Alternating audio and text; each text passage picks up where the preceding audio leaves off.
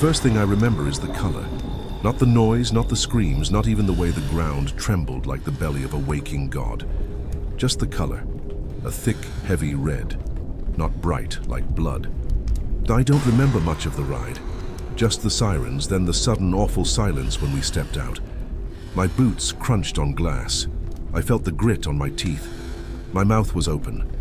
I was trying to say something, but I forgot what. It hit me then. None of this felt real. Inside the South Tower lobby, it was hard to breathe, not just from the smoke, something else, like the building itself didn't want us there. Our radios were cutting in and out. Dispatch kept stuttering. I could barely hear my own heartbeat over the alarm system. Some distorted voice looped on a broken PA. But I remember her. She was standing near the far wall, between two shattered vending machines, covered in that same red dust. I couldn't see her face, or maybe I just didn't look directly, but I saw her silhouette, thin, hair hanging, hands trembling slightly. One arm lifted like she was pointing at something. She didn't blink, and neither did I. Reyes, you with me or what? That was Darnell, my partner. He looked soaked in sweat already, even though it was barely past 9. I nodded, eyes still fixed on the woman, but when I looked again, she had shifted. Closer now, I swear she was closer. Just a few feet in front of the reception desk, that arm still raised, fingers curled like she was grasping something invisible. But here's the part I can't explain. There were no footprints behind her. The red dust was thick like snow. You couldn't walk without leaving some trace, but the floor behind her was untouched. Immaculate. I approached, not fast, not slow, just cautiously, like she might vanish if I moved too quick. "Mom?" I said. No answer. But I noticed something in her other hand. A bright object, redder than the dust, glossy, about the size of a baseball, maybe a compact mirror or some ornament. I couldn't tell. She kept it half hidden in her fist, and then she turned. Only a few degrees, just enough to suggest motion. I heard a faint sound, like metal on tile, and that's when Darnell called out again. "We got movement on the mezzanine. Let's go, let's go." I turned my head, just a second, and when I looked back, she was gone. There was no sound, no footsteps, no motion trail, just absence. I walked over to where she had stood, the vending machines. The untouched floor, still clean, except for one thing. Right at the edge of the dust line near the wall was a smear of something wet. Not blood, not water, thicker. It smelled like rust and burnt plastic. I didn't tell Darnell. I just kept moving. And we had more pressing problems anyway. A man trapped beneath a collapsed stairwell. A woman hyperventilating so violently her lips had turned blue. People everywhere. But I kept scanning the edges of the lobby, the shadows, waiting to see her again, that faceless woman, that arm raised, that thing she held. But later, in the ambulance, when I wiped my face with a towel, I noticed something strange on my glove. A streak of that same glossy red, same shade as the object she held. But I never touched her. I know I didn't. So how did it get there? And why? Why did it smell like my mother's perfume? The mezzanine was wrecked. Chairs fused with concrete, ceiling tiles half hanging like torn skin, sprinklers coughing dry air, and glass everywhere. Jagged, scattered, glittering like ice. We stepped through it like snow, crunching under our boots, each step louder than the last.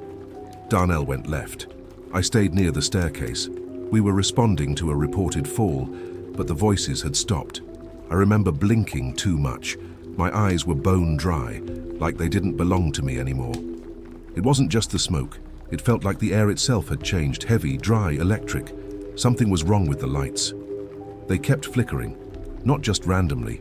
It was rhythmic. 3 long pulses, 2 short. 3, 2. I tapped my radio. Nothing. The pattern kept going. Then it stopped. Then it started again. Like a signal or a message. And then, above us, a loud clang. Not distant, not muffled, sharp. Direct. Metal hitting metal. I froze.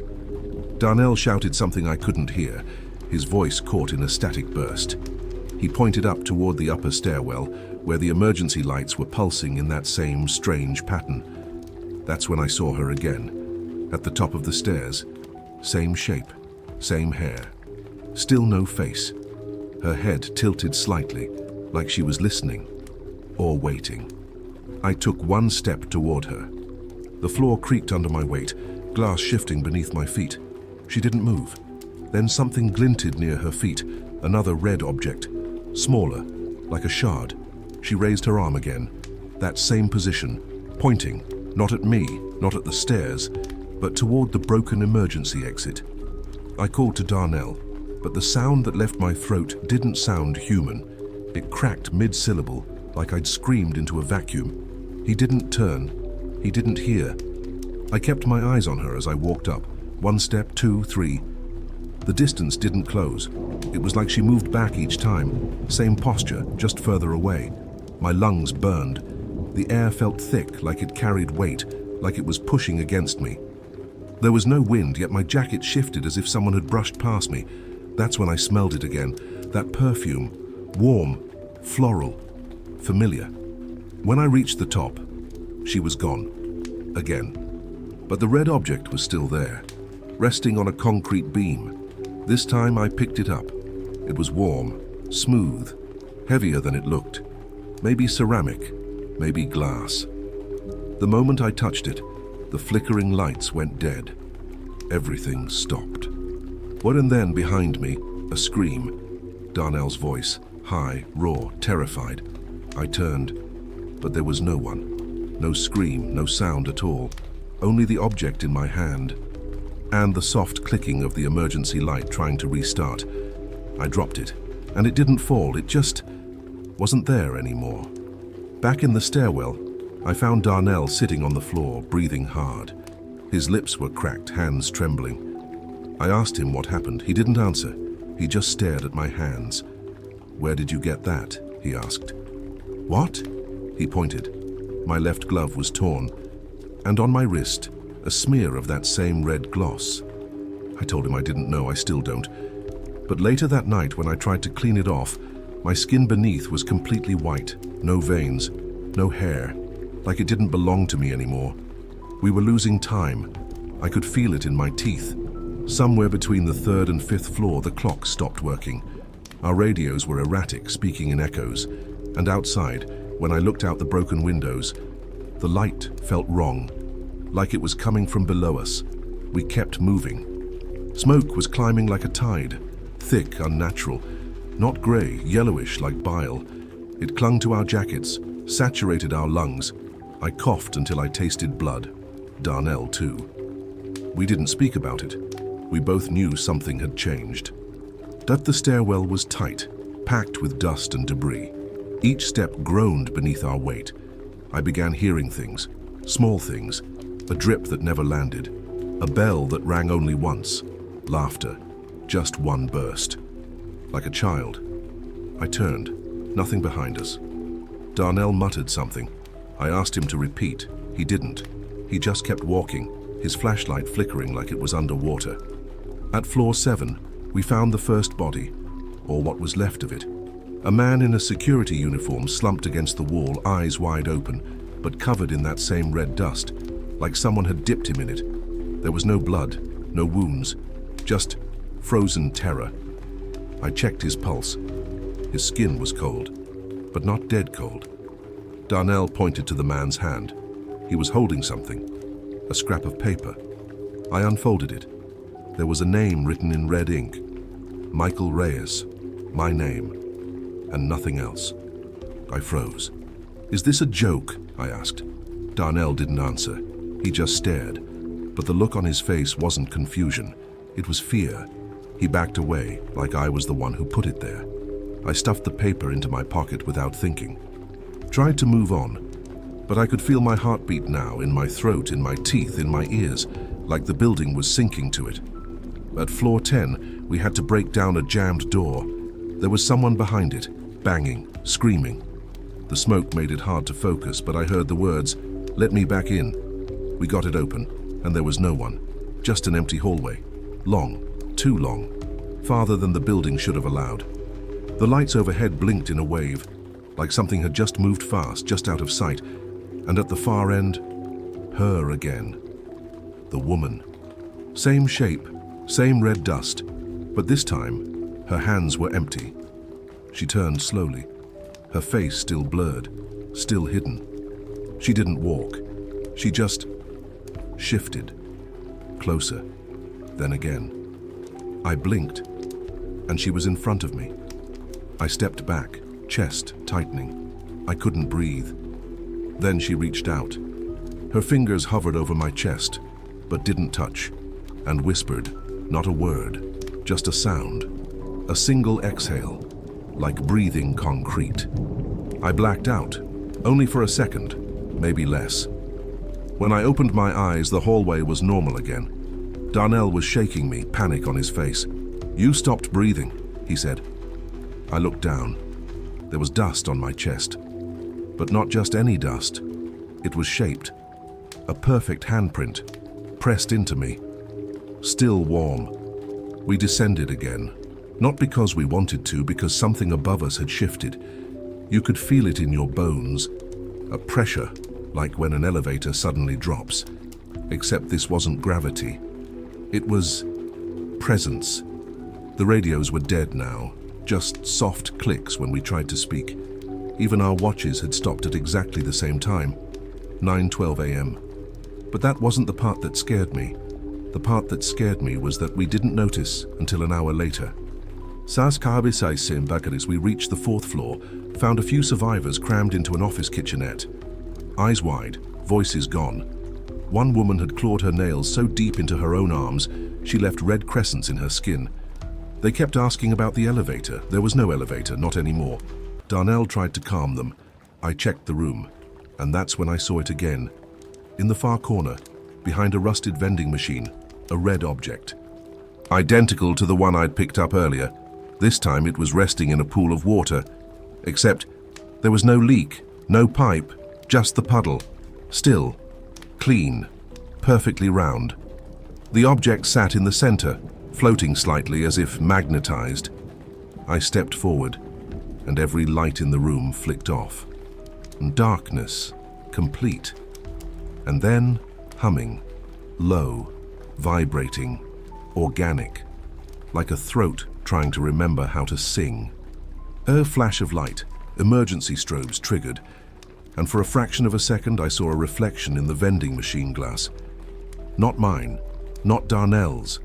The woman, faceless, covered in dust, standing behind me. So close I should have felt her breath. I turned, she wasn't there, but the puddle was gone, and in its place a handprint on the floor, pressed into the tiles, pressed into them, as if something had leaned down from above. I took the object, held it, same weight, same warmth, slightly sticky, and as soon as I touched it, I knew I'd made a mistake, because something moved inside it. Tiny, fast, like liquid trapped in glass.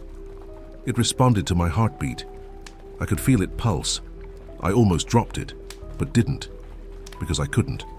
Well, back in the hallway, the air was different, cooler, but also sweet, like rotting flowers. The smell was thick, syrupy.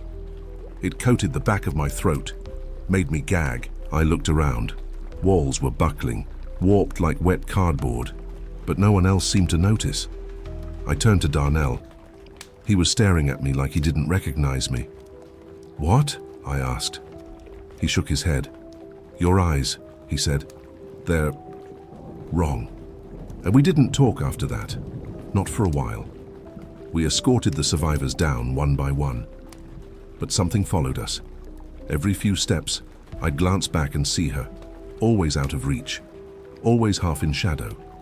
No one else ever saw her, but I did, and once when I blinked, she was in my spot, walking down the stairs ahead of me, carrying the red object, same as mine, but I was holding it, wasn't I? I checked my bag. It was gone, just gone. I didn't say anything at first about the object vanishing, about seeing her again. I told myself I dropped it, that it fell into one of the cracks in the stairwell, that it didn't matter, but I kept checking my bag. I checked it 4 times on the way down. Then again when we reached the ground floor, I couldn't help it. And every time my fingers brushed something cold that wasn't there before. A piece of glass. No, not glass. Plastic maybe. A fragment. Red. Glossy. But here's the thing. When I tried to show it to Darnell, it wasn't in my hand anymore. He just looked at me, tired and pale, and said, "We need to focus." But I couldn't. Not anymore. To estime que fui, there was a lull outside. Just for a moment. The chaos had shifted up the block, ambulances screaming, a crush of boots and broken stretchers. But where we stood, near the blown-out lobby of Tower 2, there was this pocket of silence, a thick, unnatural quiet. And in that silence I heard a name, clear, precise, whispered directly into my left ear, Celeste. I turned around. No one. I hadn't heard that name in years. Celeste. My sister's middle name. She never used it, never liked it. No one called her that except our grandmother. She died when we were kids. I asked Darnell if he said something. He shook his head. Then he pointed behind me. I turned, and there she was. The woman, standing at the far end of the lobby. Not still this time. Moving. She was walking. Not fast, not slow. Just enough to keep distance. Every step she took, the floor beneath her seemed to ripple slightly, like heat waves on asphalt. She passed by the reception desk. Her hand brushed the surface, and when I followed, seconds later, I saw what she left behind. A list, written in red, not ink, something thicker. 12 names, all of them unfamiliar, except one, Michael Reyes. I grabbed the paper. It felt warm. The ink hadn't dried yet. My name was written differently, not printed. Handwritten, and next to it, a number. 37. That's how old I'd be in 3 years. I was 34. Darnell didn't want to see the list. He didn't even want to look at it. "I don't want anything from this place," he muttered. I folded it, pocketed it. But as soon as I did, something shifted, the air, the walls, the floor. A low hum started, deep and resonant, like something massive turning in the dark. The fire alarms all chirped at once. Just once. Then silence again. We moved toward the east stairwell, trying to find our unit. I stopped by the broken window to glance outside. That's when I saw it. Not her this time, but something else. Far below, across the street, 3 figures standing in the open, not moving, not rescuing, not helping, just watching the tower, and all 3 were covered in red dust. I squinted and realized one of them had my posture. Arms crossed, left knee slightly bent, just like me. Another had Darnell's jacket, same bloodstain on the sleeve. I stepped back from the glass, turned away, didn't tell him. Some things don't need to be shared. Some things you carry alone. Especially when they start knowing your name. We never found our unit. Engine 242 had been parked 2 blocks down, but when we made it to the street, it was gone. No tire marks, no wreckage. Just a burn imprint on the pavement, like the engine had melted into the asphalt. Darnell kept pacing in circles, checking his pager, flipping his radio back and forth between bands. But nothing came through, not even static. Just silence. I remember the light changing again. It was subtle, but wrong. The sky wasn't grey anymore, it was copper, muted, sick, like the color of dried blood seen through fogged glass. It made everything around us look older, rotted almost. Buildings sagged in my peripheral vision, brickwork sagging like wet fabric, and the dust. It didn't float like before. Now it moved with purpose, like it had weight, direction. It swirled around our feet, climbed the edges of our pant legs, crawled into our sleeves, into our eyes. I blinked, rubbed, blink again, and then she was there, across the street, not moving, not watching, just waiting. Her face still obscured, but I could feel her attention. It's hard to explain, like being stared at from the inside. I wanted to yell, to confront her, to demand an answer, but when I took a step forward, the object returned, not in my hand, in my throat. I couldn't breathe. I dropped to my knees, gasping. My vision blurred. All I saw was red. Then a hand pulled me back. Darnell. "Breathe!" he shouted. He slapped my back, shook me. I finally coughed, hard, and something came out. It hit the pavement with a wet thock. I looked down. It was the red object. Again, perfectly round, still warm. I backed away. I didn't touch it. Darnell stared at it like it was a live grenade. Then it started to dissolve. Right there on the concrete. No heat, no flame, just vanished. Layer by layer. Like it was never solid to begin with. When it was gone, it left a symbol behind. Etched into the pavement, a circle, split by a vertical line, and beneath it, the number 37 again. "Why does that keep showing up?" I muttered. Darnell didn't answer. He just looked down the street, and then I saw his face change.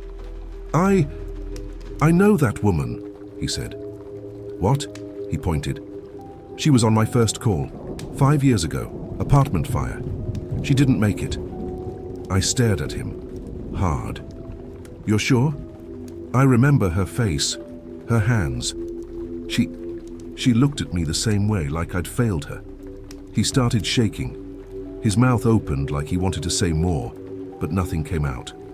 Just a soft exhale, like the sound of concrete settling. And then he collapsed, right there in the street. I rushed to him, checked his pulse, still there, but faint. His eyes were open, but they didn't see me. They were staring past me, at something behind me. I turned. She was gone. I dragged Darnell to the shelter of a half-collapsed wall near what used to be a loading dock. His body was limp, but he was breathing, barely. I kept whispering his name. His lips were moving, repeating something, over and over, a single word. 13. It meant nothing to me, at least not yet. But I said it with him, to keep him conscious, to keep myself from unraveling. The dust had thickened again, but it wasn't falling anymore. It was rising, like smoke reversed, climbing back into the sky, coiling against the wind, bending in patterns that didn't follow the laws of physics. I stared at it too long. My eyes began to sting.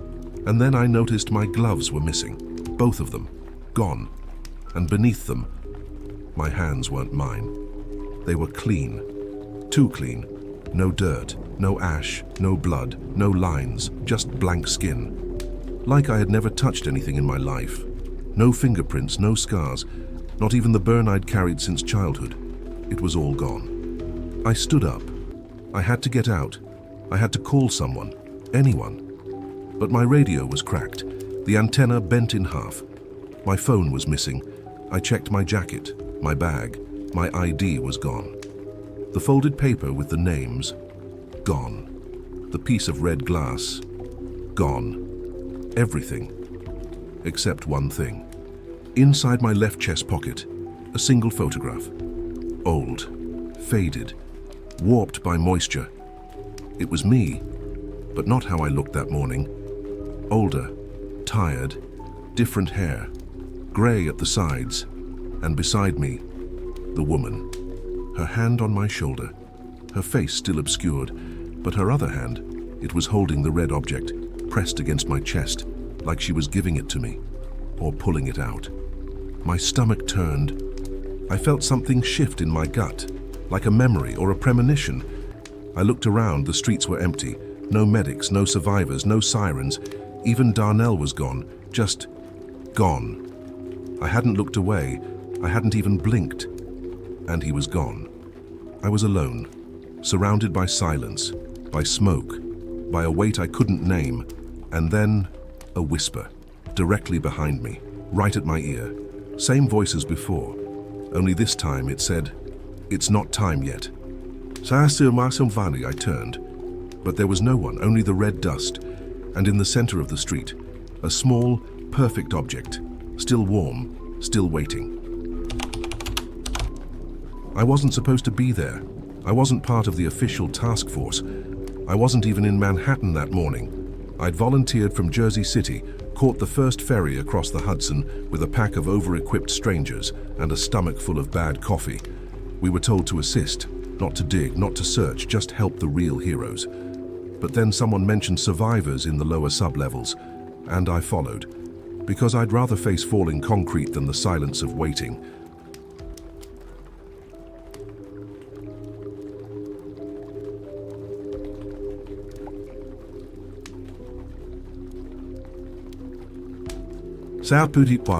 We entered through a service corridor under VZ Street. Dust was already pouring down like snow, only heavier. I remember tasting it on my lips. Sharp, like ozone, burnt wires. Someone in the group muttered, "This isn't dust, it's everything." We didn't laugh. There were 6 of us, 1 flashlight between every 2. The deeper we went, the less our equipment worked. First the pagers, then the radios, then the sense of time.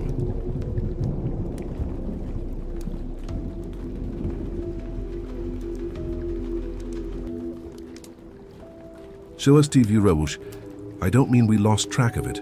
I mean time stopped making sense. My watch paused at 9:03. No ticking, no blinking. One of the guys, Carson, tapped his own watch. Same time. All of us. Different brands, different models. Same moment frozen. 9:03. Sub-level 3 was pitch black. Lights had gone out sometime during the collapse, but none of the emergency strobes had kicked in.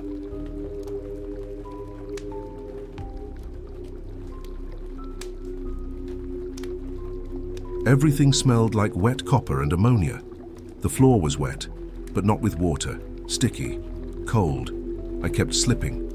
There were noises in the walls, like insects, or cables brushing together in long, slow arcs. And then we found it. Elevator 14B still intact. Its metal doors were shut tight, but the entire hallway around it was ruined. Ceiling collapsed, beams bent inward like rib cages, but 14B stood untouched, like the chaos had gone around it.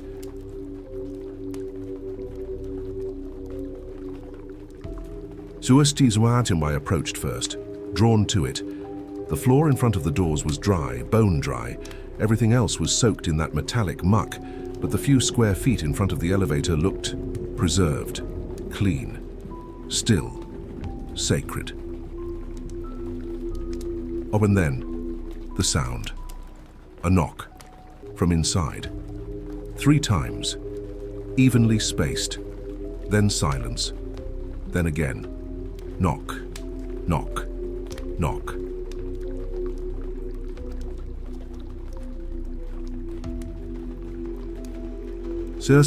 With someone behind me whispered, "No one's alive down here, Sas," but I wasn't so sure. I pressed my ear to the door. No air, no heat, no vibration. And then a voice, faint, guttural, wrong. "Let me back in." Back in? A Carson reached out to stop me, but I was already sliding my fingers between the door cracks. The metal was warm, like skin. When I pulled my hand away, something had pressed back.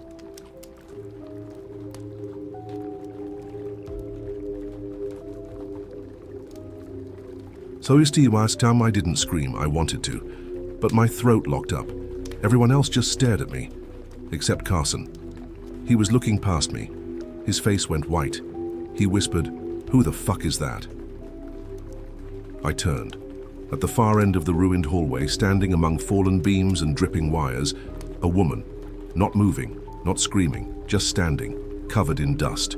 One hand raised, other hand holding something red.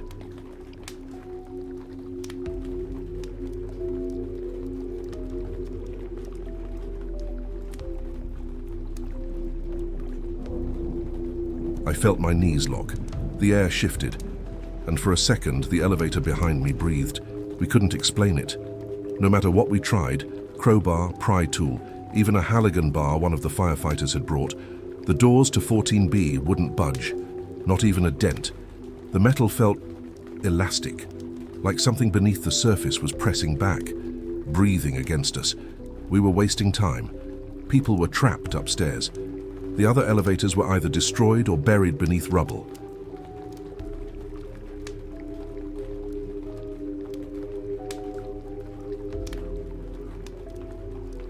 This one, though, this one stood like it didn't belong to the same building, like it had never been opened, like it never could be. Carson kept staring down the hall where the woman had stood, but she was gone now. "I saw her," he said. "I swear to God, she was looking at me." I didn't answer. I was too focused on the sound. It hadn't stopped. Inside the elevator, faint scratching, like something small was crawling along the interior walls.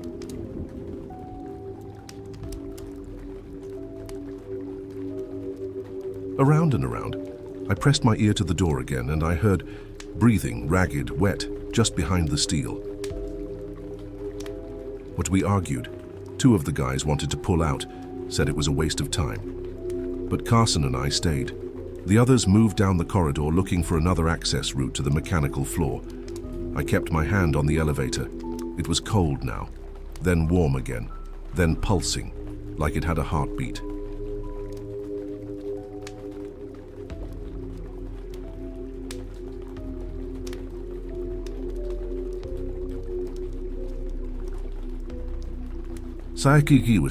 Dear Carson looked worse by the second. Sweat pooled at his collar. "Did you hear what she said?" he asked. "What?"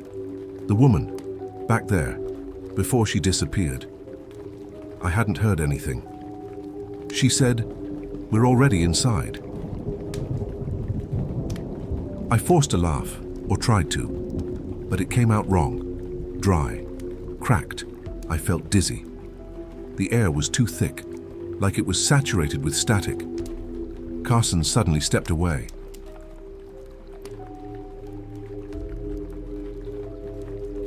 I can't do this," he said. "I'm going to puke." He staggered down the hall, around a corner, gone. I waited a full minute, maybe more, but he didn't come back. As when I went to follow, I found his flashlight on the ground, still on, still warm, but Carson wasn't there, just nothing. No footsteps, no sounds, just a smear on the floor, a strange red gloss, leading to a sealed electrical closet. I called his name. No answer. I opened the door.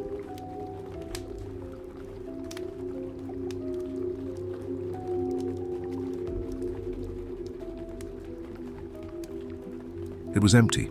No shelves, no wires, just walls. Clean, dry walls, and in the center of the back panel, drawn in something dark, 14B. I backed out fast, too fast, tripped on something near the door. I looked down. Another object. Red, glossy, round, still warm, still beating. I didn't pick it up this time. The others were gone too. No voices on the radio, no footfalls, no distant banging or coughing or yelling. Only the elevator, only the scratching, only me. I looked at the control panel next to the doors. The call button was lit, but we hadn't touched it, and above the doors, for the first time, a number flickered into existence on the display screen. 13, sub-level 13. There were only 3. I backed away slowly, turned to run, but before I could even take a full step, the elevator dinged, a sharp, clean chime.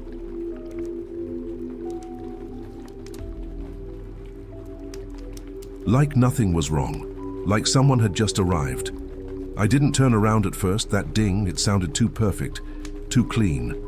Like a sound effect layered over static, like it didn't belong in this place. My instincts screamed to run, but I couldn't. My feet were rooted, my jaw clenched, and then I realized something else had changed. The dust. It had stopped falling. Everything was still, frozen. "You behind me," the elevator doors were open. I hadn't heard them slide apart. No mechanical whine, no creak of old steel, just open. I turned slowly. The interior was pitch black, not dark, empty, like light itself had been removed. I leaned forward. I don't know why. Maybe I thought I'd hear something.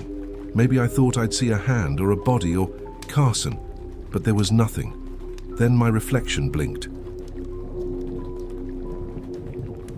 It wasn't a trick of the light. I saw it. The elevator walls were polished steel.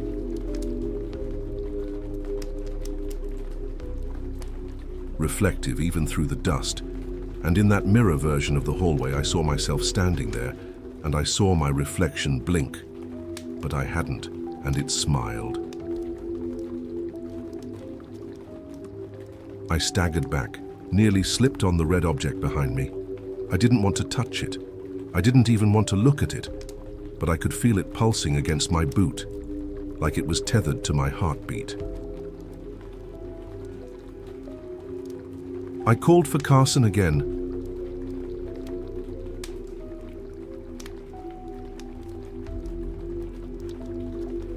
This time I used my full voice. Loud, forceful, echoing, no answer. I turned on my flashlight. The beam was weak, flickering, but enough to see the corridor. The walls were different now, the same space, same hallway, but wrong. Wider, colder, wet. Every surface glistened as if freshly painted, but there was no smell, no color, just shine.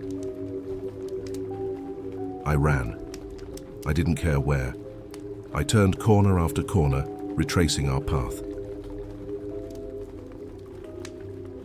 Calling out the names of the other volunteers, hoping, praying I'd hear something human. I didn't, until I did.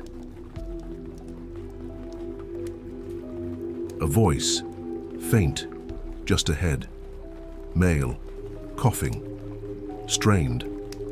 I followed it, and found a man in a dusty yellow jacket slumped against a pipe, blood on his hands, his eyes wide. I knew his face, but I couldn't remember his name. I crouched beside him. He didn't look at me, just kept whispering something under his breath, over and over. 4 went in. 3 came out. I asked what he meant. He didn't blink. 4 went in, 3 came out. I looked down at his hands. He was holding something. No, gripping it. So tight his knuckles had turned pale. Another red object, not round this time. Angular, shaped like an elevator button. It had a number printed on it. 13. I tried to take it. He screamed, pulled back so violently his shoulder cracked against the wall.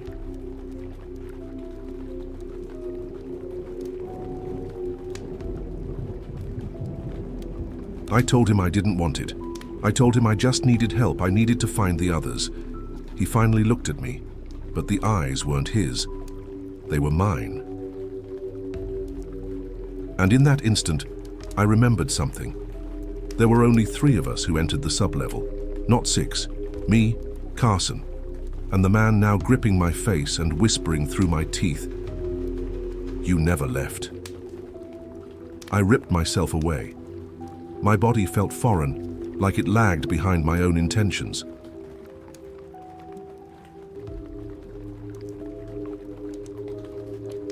Muscles stiff, bones slow, like I was wading through wet fabric.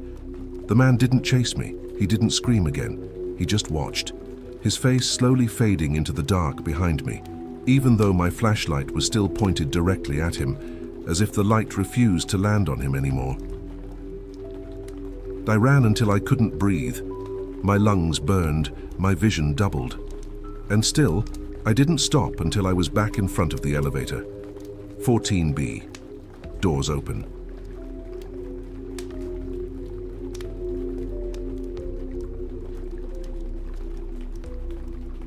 Still that black, endless void inside. No signs of movement, no Carson, no reflection.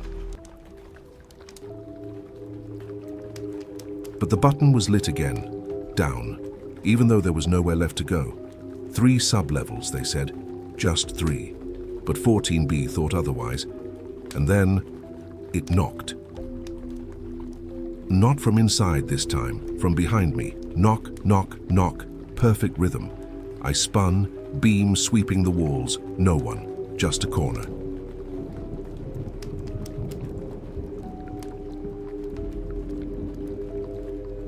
And a door that hadn't been there before. Unmarked, metal slightly ajar. The knocking continued. 3 knocks, then a pause, then 3 more. I pushed the door open.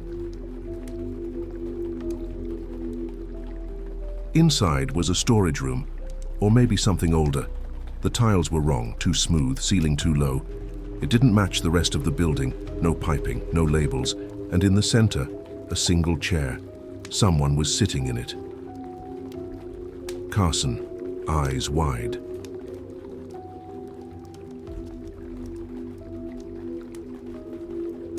Mouth open, not breathing. I called his name. No response. I stepped closer, slowly, and that's when I saw his hands, tied, not with rope, but wire. Black cable, looped tight around the wrists and ankles, digging into the skin. He was still warm. His pupils didn't move, but his eyes were wet. He'd been crying. On the floor beneath the chair, written in dust and something darker, was a message. We went too far down.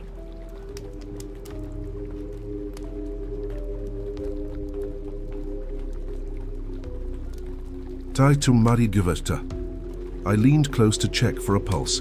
That's when the chair moved, violently, dragged backward by something I couldn't see. Carson's body flew into the shadows beyond the room. The cables snapped tight. His head cracked against the floor, and then silence. I froze, didn't scream, didn't breathe, just backed away. And behind me, a ding. The elevator again, the doors closing. I turned. They shut completely.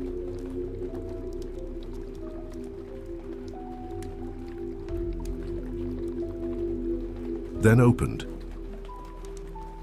Inside, it wasn't dark anymore. There were lights now, soft, dim, and a reflection. But it wasn't mine. It was Carson, smiling, mouth full of dust, holding the red object in one hand, arm extended, like an offering. And his voice came from somewhere deep inside the walls.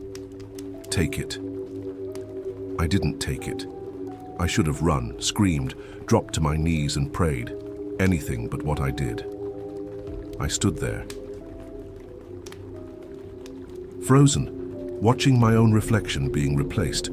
Carson's face inside mine, his grin stretching too wide, his fingers twitching, beckoning, and in his hand, the red object pulsed, not glowing, beating.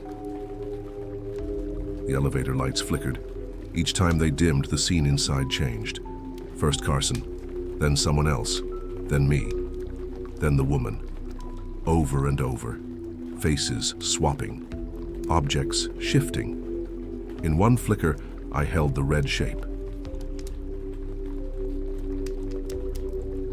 In another, I was tied to the chair, and in the last, I wasn't in the reflection at all, just a door, slowly closing. I backed away, trembling, shaking, trying to remember how I'd even gotten down here. My watch was still frozen at 9:03. I tapped it. Nothing. But something occurred to me then. It had moved earlier, just once. I remembered glancing at it back in the upper sub-level when we were still together, and seeing 9:04.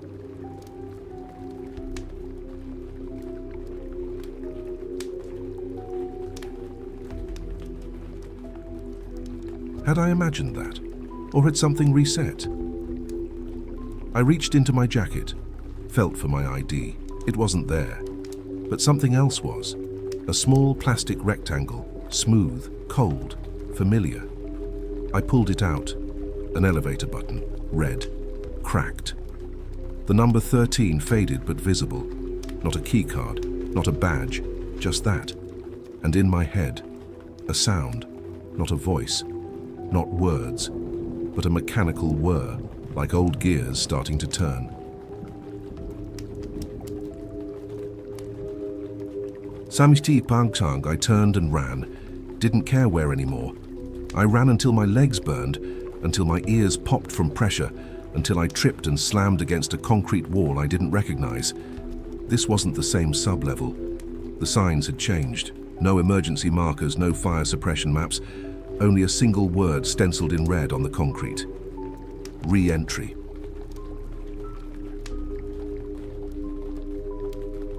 I pushed through a rusted door.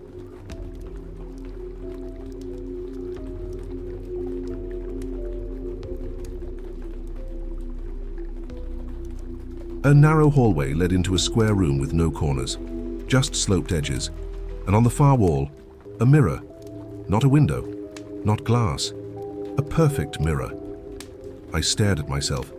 My skin was pale, my eyes too wide. I stepped closer and realized I wasn't moving.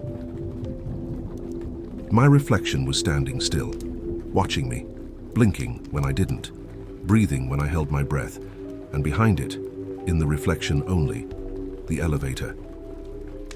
14B, its doors slowly opening. I turned. There was no elevator behind me, only the word re-entry. And when I looked back at the mirror, my reflection was gone. Then I heard it, that same knock, knock, knock, knock, but not from behind, from inside the mirror. 3 knocks, then silence, then 3 more, then a voice. "You're late." I ran again, not out of instinct, out of necessity.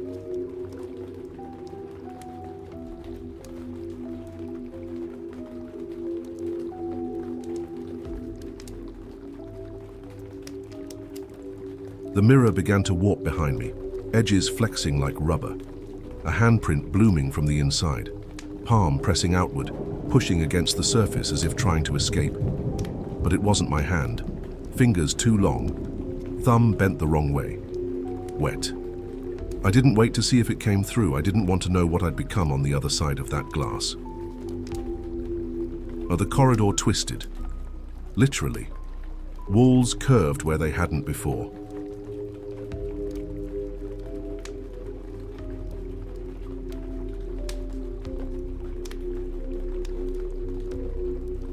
A left turn became a downward slope. Doors repeated themselves, signage mirrored, stairs that went nowhere. And then, no stairs at all. I passed the word re-entry 3 times, spray painted, scratched, carved into flesh. My flashlight dimmed, then died. I clicked the switch frantically. Nothing. I still don't know if the darkness was real or just internal. It felt thick, like my pupils were swimming in ink. Then something buzzed, sharp and digital.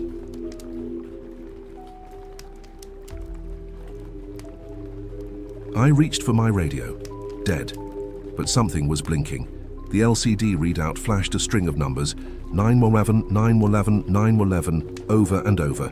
Then it inverted, 119, 119, 119. And I heard breathing again. Not mine, close, panicked. Then my voice, coming from the radio. "Cassandra, come back. Cassandra, where did you go?" Static. Then again. "Cassandra, answer me. Please, you're not supposed to be here." It was Carson's voice, or something pretending to be him. I dropped the radio, and the second it hit the floor, I knew it was a mistake. The hallway around me blinked out, like someone unplugged the world. Total darkness. And then a dim light, flickering, rhythmic. Not from above, from below, underneath the concrete. A slow pulse like a heartbeat. Red. It moved along the hallway floor in a steady rhythm, leading toward the end of the corridor, toward a shape I hadn't noticed before. An elevator door, not metal.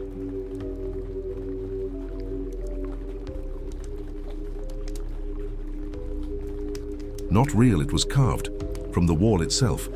2 sliding panels outlined in dust, and in place of buttons, fingerprints, hundreds, pressed deep into the surface like fossils. I stepped closer, and they moved, each print twitching slightly, as if still alive beneath the stone. I turned to leave, but the hallway was gone. Only black behind me, only that not elevator ahead. And just above the door, a glowing number.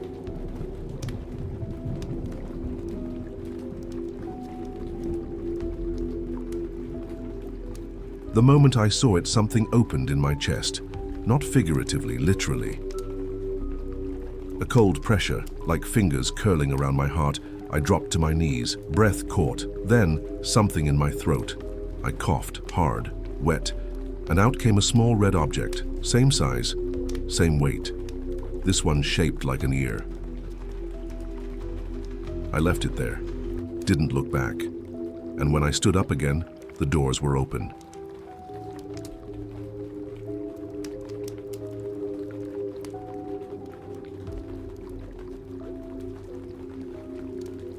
But the space inside wasn't an elevator.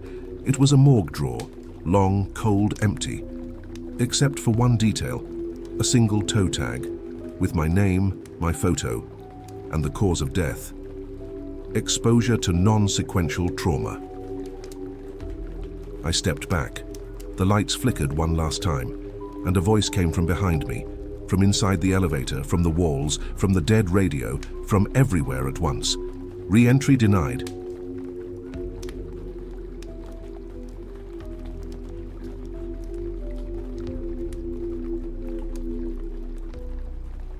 Doisten des Sindus says when I opened my eyes, I was in a stairwell. No idea how I got there, no equipment, no Carson, no door, just a set of bloodless fingerprints around my neck. Check, I walked until I found people again. No one believed me. My name wasn't on any roster, no records, no entry. They called me the wrong name when they tagged me into triage. Said I was volunteer 13.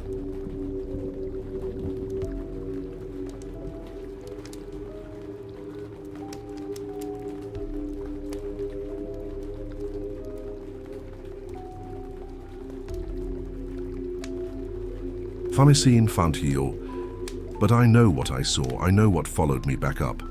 And I know that somewhere, buried deep beneath where the towers once stood, elevator 14B is still waiting, with the doors half open, breathing. The smell was always the worst part. Not blood, not rot, not even formaldehyde. It was the cold. Cold has a smell if you're around it long enough, like metal and wet cloth. It seeps into you, stays under your fingernails, in your teeth, behind your eyelids, even after you've gone home, if you ever go home. I was stationed at Bellevue that week, transferred from Harlem 3 days before the towers fell. No warning, no reason. They just reassigned me. Said I was needed closer to anticipated central overflow. I didn't ask, just packed my bag and moved.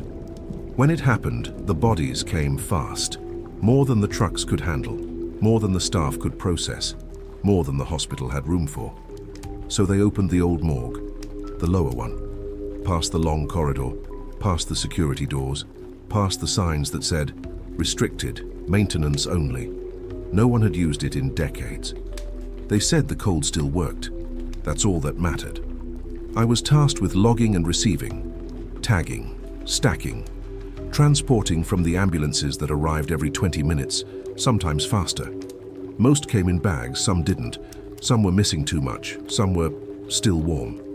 The logbook was old, paper-thin pages, ink that smudged when your hands shook, which mine did. Each body had a number, not a name, because most of them couldn't be named. They came in blank, unclaimed, faceless, and yet they started to repeat.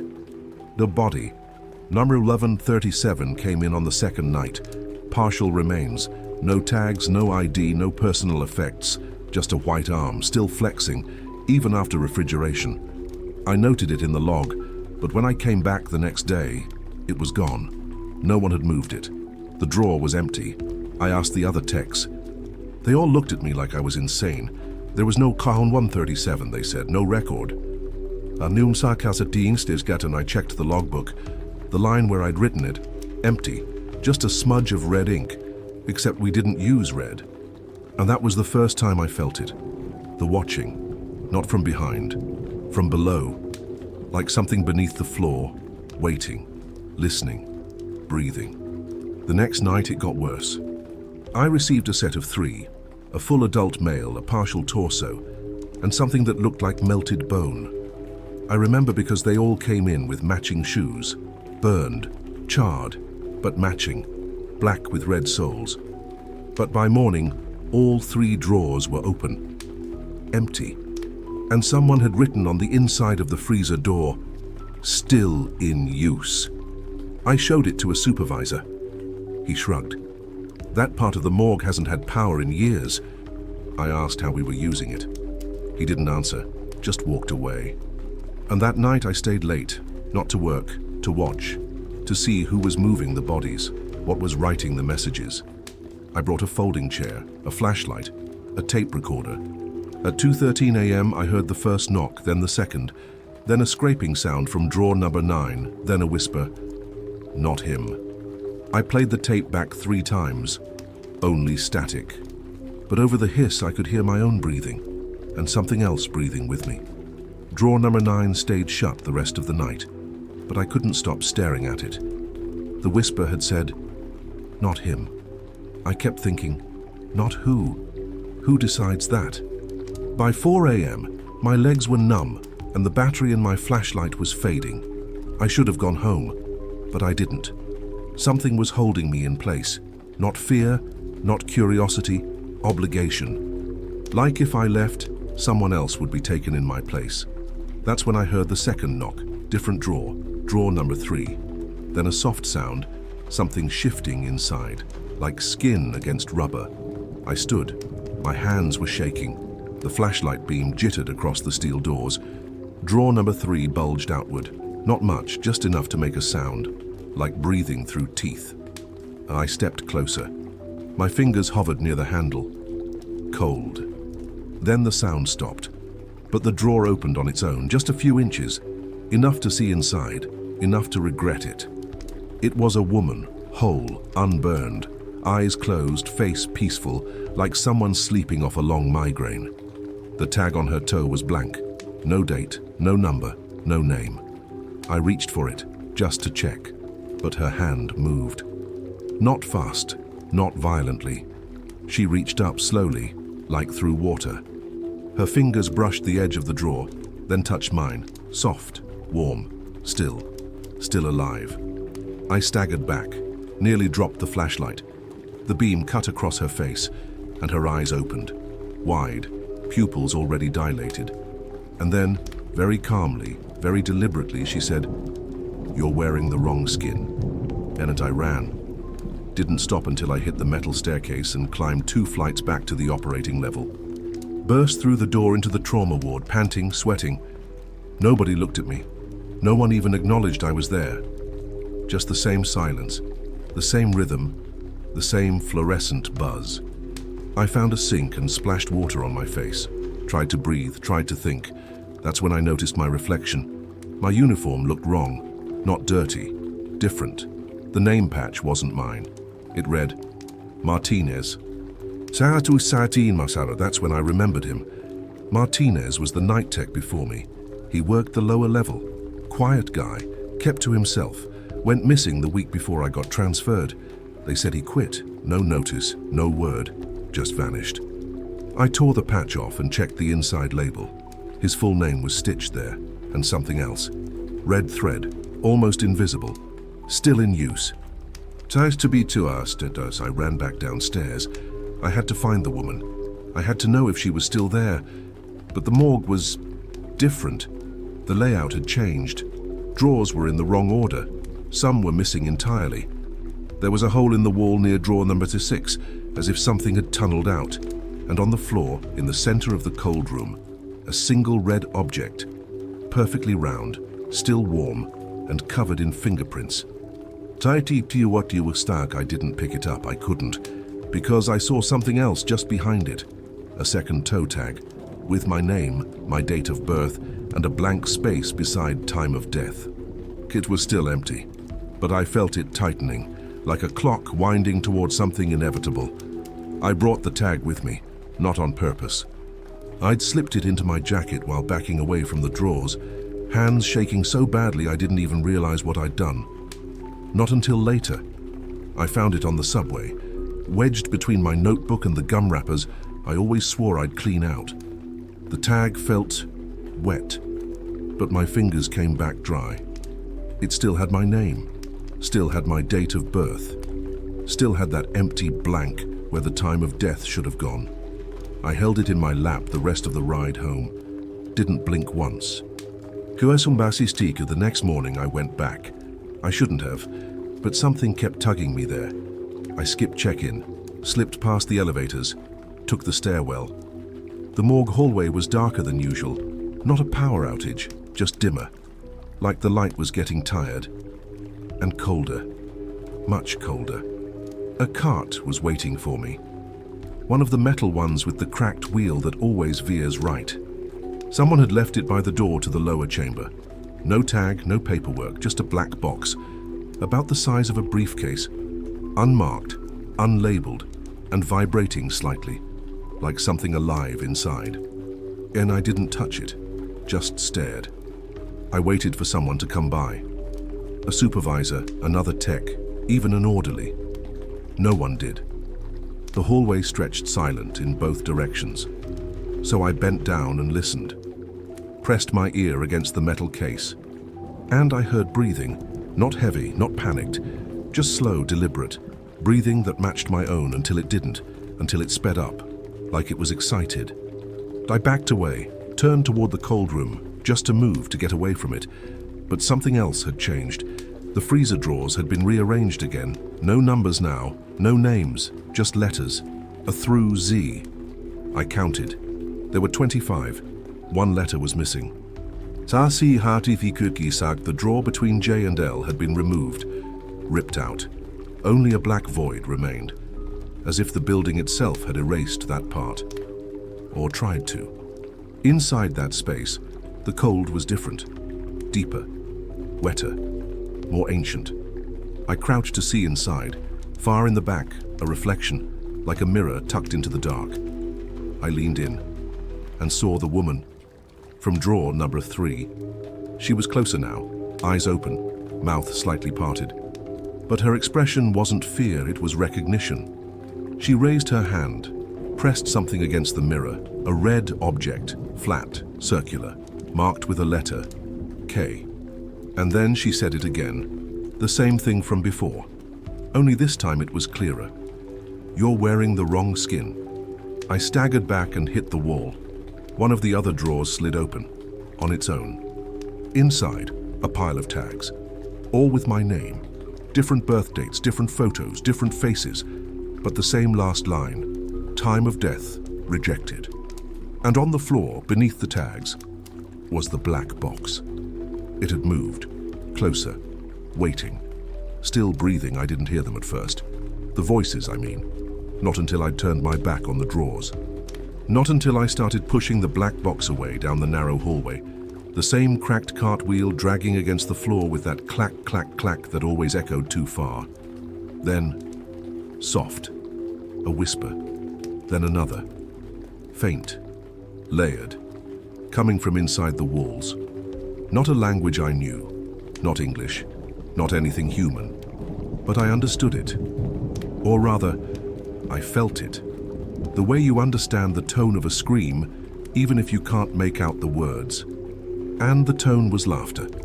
They were laughing, not at me, around me. Like a joke was being passed between mouths that had long since decayed.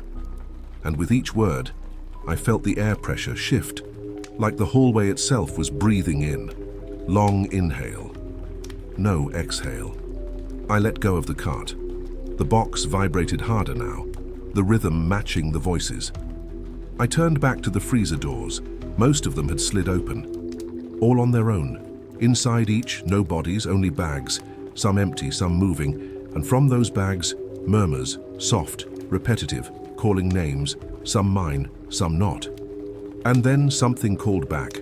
One voice, clear, singular, female, from the far end of the cold room. He's not ready. I moved toward it, past drawer T, past drawer R, each one now lit from within. Not by bulbs, by something red, organic, glowing faintly. Somewhere between meat and memory.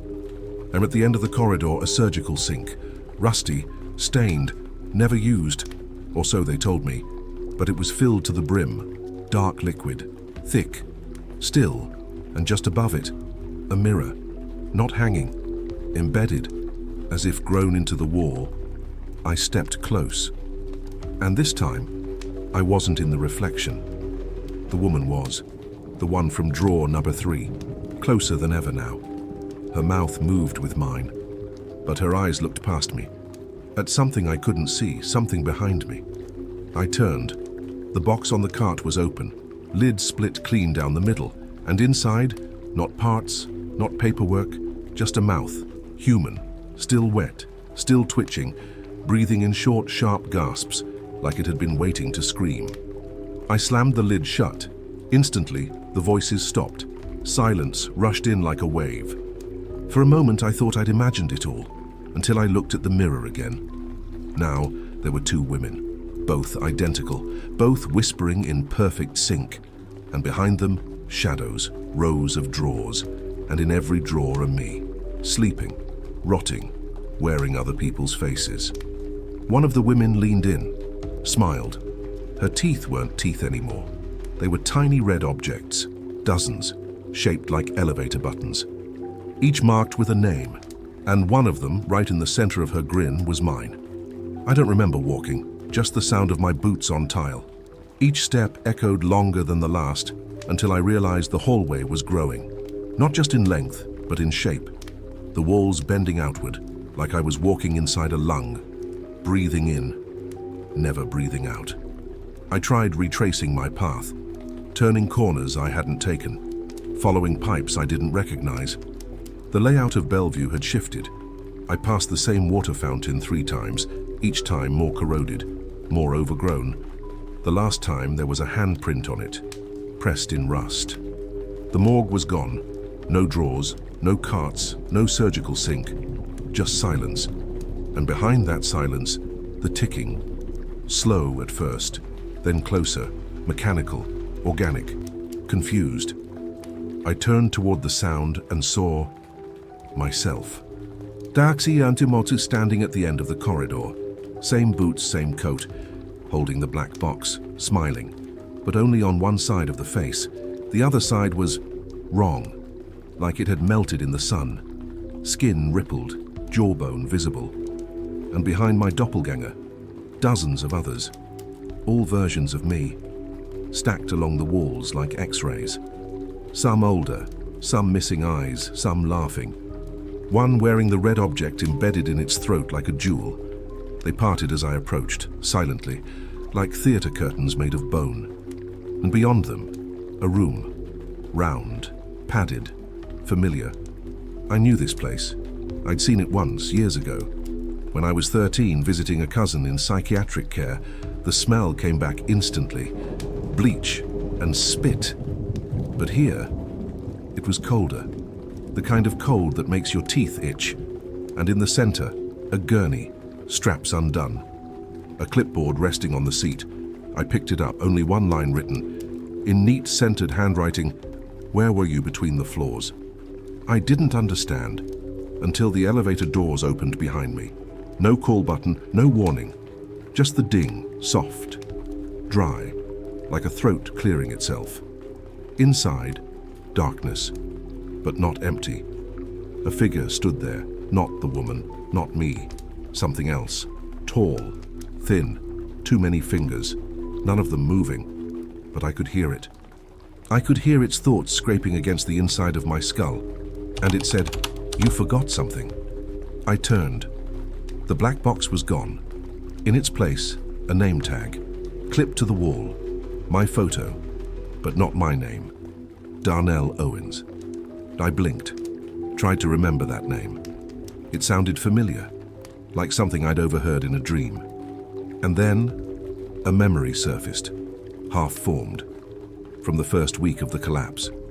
A man pulled from rubble, eyes open, mouth frozen in mid-sentence. The paramedic who found him went missing 2 days later. No explanation, no funeral, only a tag on a drawer. Rejected. I dropped the clipboard, looked back at the elevator, still open, the figure gone. Now just the mirror again, reflecting a room that wasn't there. A gurney, a body, me, laying still, wearing the wrong name, and holding the red object like a rosary. I stared at the reflection longer than I should have. The body on the gurney, my body, wasn't breathing, not visibly. but the fingers twitched, once, then again. The red object pulsed in the palm like a wound that had learned how to count. I raised my own hand, in the real room, and the reflection didn't follow. It just lay there, smiling. Behind me, the elevator chimed again. A different sound this time, lower, longer, like a bell underwater. The doors didn't open, they just vanished, melted into the wall like wax, leaving behind a hole, black, crawling with sound, like tiny legs on tile. I took a step back. The hallway behind me was gone, no return, no exit, just the cold room ahead, and the walls were closing in, literally shrinking, the padded panels folding inward. With each breath, I lost a foot of space. But and then I saw her, not in the reflection here, standing in the corner where shadow met shadow, the woman from the drawer. Only now, she looked different, awake, alive, but her skin didn't look real, too smooth, like wax over muscle. No fingerprints, no creases, and in her hand, not the red object, but something worse. A clipboard. She approached me slowly. Her feet didn't make a sound, her mouth didn't move, but I heard her voice anyway. You weren't supposed to leave. I asked who she was, what she was. She didn't answer, just flipped the clipboard around and showed me a page. On it, my name, crossed out. Beneath it, pending reversal. And then, a date. Tomorrow's. I stepped back into the corner, the space tightening now to barely a few feet. The air was syrup. Breathing hurt. My head buzzed with pressure, ears filling with the sound of metal on metal. The woman placed the clipboard on the gurney beside the still version of me. Then she leaned close and whispered something I will never forget. Some things die twice. Some of the lights flickered and the world blinked. I was outside, on the curb behind Bellevue, covered in dust, hands shaking, no ID, no phone, no badge. Only one thing in my coat pocket, a name tag. Mine, except it was wrong again. This one read Michael Reyes. I knew that name. I'd heard it on a radio channel days ago. A paramedic that never made it out of the South Tower, declared missing. No body recovered, but now I was wearing his name, wearing his coat, and in my hand, the red object, still warm, still breathing. I didn't go home. I wandered for hours. Up First Avenue, past flooded intersections, burned out intersections, half-standing barricades left to rot in the wind. I didn't recognize my own steps, didn't feel them. I just walked, like something was carrying me from behind. The people looked at me strange, not because I was injured, because I wasn't. Not a scratch, not a cough, covered in red dust, same coat, same boots, wrong name. But no one stopped me. No one ever does when you look official. So I found myself back at the garage behind Bellevue around sunset. The kind of sunset that shouldn't happen after a mass death. Too gold, too cinematic, like God was trying to apologize. The loading dock had one vehicle left, an old ambulance, no lights, keys inside. I don't remember getting in, but I did. I drove. No destination, no calls, just motion. Tais kam ti soon. After 10 minutes, the radio crackled. Not with voices, with names, one after another, whispered, layered over static. Names I didn't know, until I did. Until I realized they were all me. Different versions, variations, nicknames, middle names, ones I hadn't heard since childhood. Then it changed, stopped listing, and instead asked, "Are you ready for your final delivery?" I didn't answer, because I couldn't. My throat was full, something sharp, pulsing, trying to grow.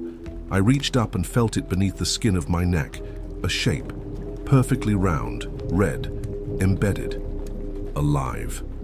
The ambulance slowed, on its own, pulled into a warehouse I didn't recognize, half collapsed. One security light on, the rest swinging gently in the wind even though there wasn't any. Inside, someone waited, a figure in a paramedic's coat, same as mine, same posture, back turned, standing beside a stretcher, and on it, a body bag, unzipped, not open. just enough to see the chin, the ear, the red object in its hand. I stepped closer, and the figure turned. It was me, but older, eyes sunken, skin pulled tight. He didn't speak, just nodded, pointed to the bag, then to the driver's seat, like this was my route now, like he'd been waiting for me to arrive and take over. I opened the bag. I knew I'd find myself. I didn't expect to recognize the body. It was Martinez, the original tech, the one they said had quit.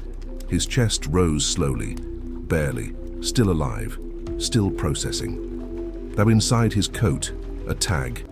It read, "Return to Origin." I zipped the bag, strapped it in, turned back. But the figure, the older me, was gone. Just an empty coat, still warm. I put it on, got behind the wheel, and drove. No destination, no map.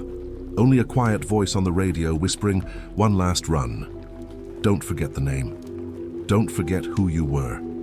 But the tag on my chest was blank now. And in my hand, the red object pulsed quietly, like a heart that didn't want to die, not yet, maybe not ever.